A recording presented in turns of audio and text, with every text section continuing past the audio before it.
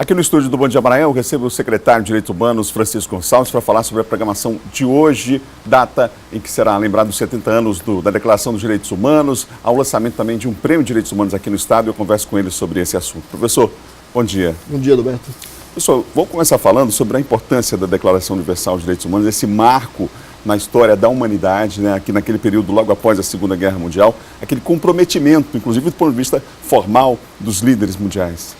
Roberto, é sempre bom a gente lembrar que em 1948 o mundo saía da Segunda Guerra Mundial marcado profundamente por duas situações: o Holocausto do povo judeu e dos inimigos do partido nazista, e ao mesmo tempo as bombas, as explosões no Japão.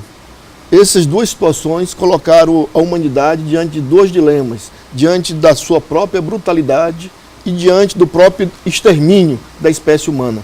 É exatamente nesse momento que as nações se reúnem e estabelecem uma declaração conjunta que era de preservar o essencial, que era a dignidade humana, e estabelecer um conjunto de direitos políticos, sociais e econômicos que fossem observados e que fossem metas dos diferentes países que compunham o sistema das Nações Unidas. E nesse sentido, então, pela primeira vez na história da humanidade, se estabelece um marco legal, um marco referencial para a proteção dos direitos universais dos seres humanos.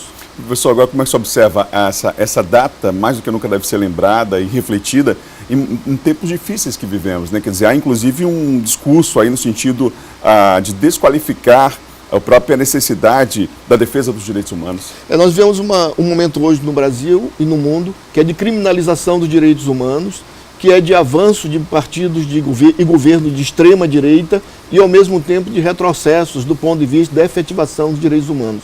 Nunca se tornou tão necessário hoje, na história da humanidade, a defesa dos direitos humanos.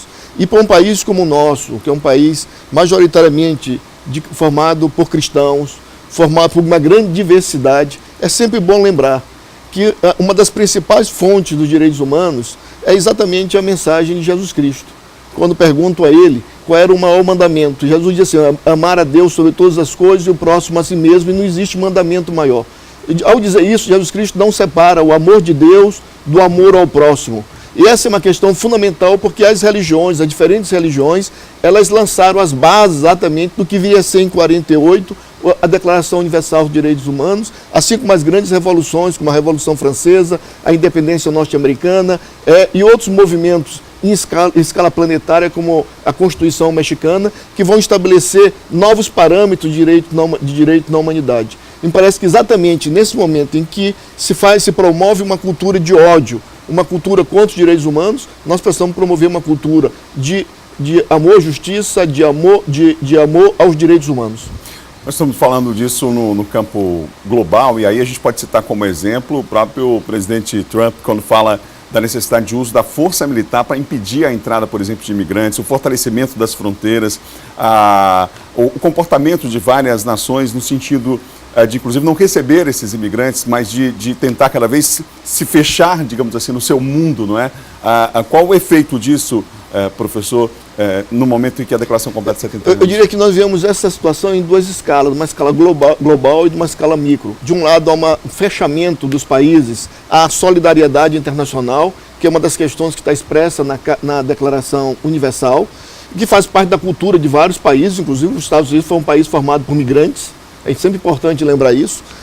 E por outro lado também, quando nós vemos para dentro dos países, para dentro das cidades, cada vez mais as pessoas se fechando em seus condomínios voltadas para si mesmo.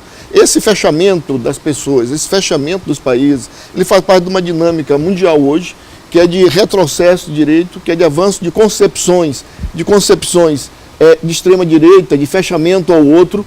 E me parece exatamente nesse momento é que nós precisamos enfrentar e promover um amplo diálogo na sociedade que envolva os mais diferentes setores sobre a afirmação dos direitos. Porque se vamos observar no nosso país, por exemplo, que é o país marcado pela escravidão, pela nossa origem colonial e escravocrata, como é que nós vamos desenvolver o país sem incluir a população negra no acesso a direito, no acesso às universidades, a sistema de saúde, sistema de emprego? Quer dizer, essas são questões fundamentais para poder pensar o país como projeto de nação, de um ponto de vista democrático e de um ponto de vista inclusivo. É evidente que o senhor tem comentado, falado sobre os avanços do Estado do Maranhão nos últimos anos nessa área de direitos humanos. Mas eu queria que você falasse sobre pontos fundamentais que justificam, inclusive, essa avaliação.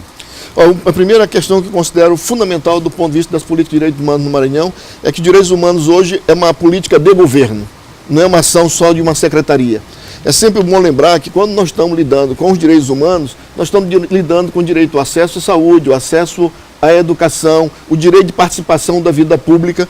E, nesse sentido, o governo do Estado do Maranhão adotou um programa de enfrentamento à pobreza e uma das principais decisões do governador Flávio Dino foi a reorganização do sistema de agricultura familiar.